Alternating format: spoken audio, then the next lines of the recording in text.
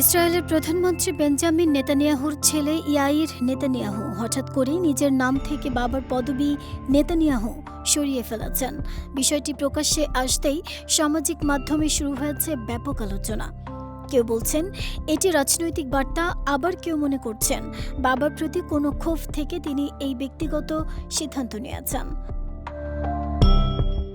ইসরায়েলের রাজনীতিতে নেতানিয়াহু নামটি শুধু একটি পারিবারিক পরিচয় নয়, বরং দীর্ঘদিনের রাজনৈতিক ক্ষমতা, বিতর্ক এবং মেরুকরণের প্রতীক। আর সেই নামই নিজের পরিচয় থেকে বাদ দিয়ে আলোচনার কেন্দ্রবিন্দুতে এসেছেন নেতানিয়াহুর ছেলে।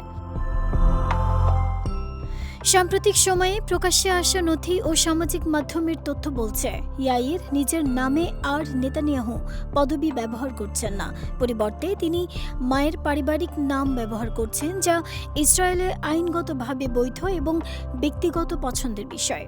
ইসরায়েলি সংবাদ মাধ্যম হারেৎজে বলছে ইয়াইর এখন থেকে ইয়োনাতান হুন নামে পরিচিত হবেন।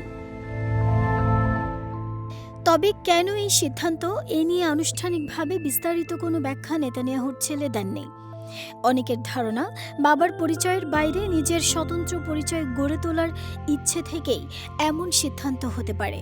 আবার অনেকে মনে করছেন নেতানিয়াহুকে ঘিরে গাজায় চলমান নারী ও শিশুদের ওপর সহিংসতা, নির্যাতন, নিপীড়ন, রাজনৈতিক বিতর্ক, দুর্নীতির অভিযোগ এবং সমাজে তৈরি হওয়া ঘৃণার প্রভাব থেকেও পদবি বাদ দেওয়ার কারণ হতে পারে।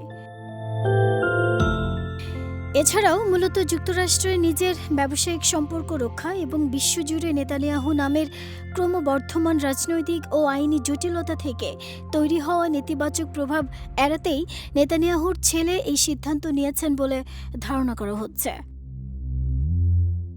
নাহিদা স্মৃতি, দেশ রূপান্তর।